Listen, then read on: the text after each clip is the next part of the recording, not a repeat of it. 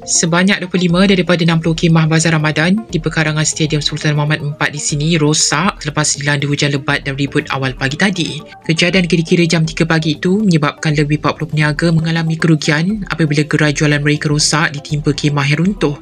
Tinjauan mendapati pihak pengurusan sedang membaik pulih khemah yang mengalami kerosakan dan pada masa yang sama, peniaga turut mengalihkan barangan jualan mereka ke tempat lain.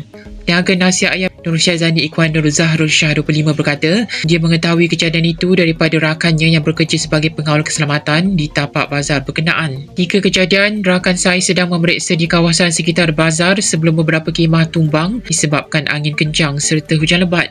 Selepas bersahur pagi tadi, rakan saya menghantar kiriman video menerusi aplikasi WhatsApp menunjukkan banyak khemah di bazar runtuh akibat ribut. Begitu katanya ketika ditemui di tapak bazar itu hari ini. Beliau berkata ketika berniaga di bazar petang semalam, keadaan cuaca sudah mula kelihatan mendung. Tetapi tidak menyangka hujan lebat berserta ribut pada awal pagi tadi mengakibatkan sebahagian khemah peniaga runtuh.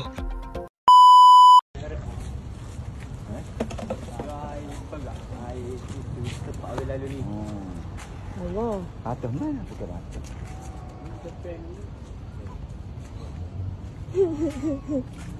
Allah, masuk.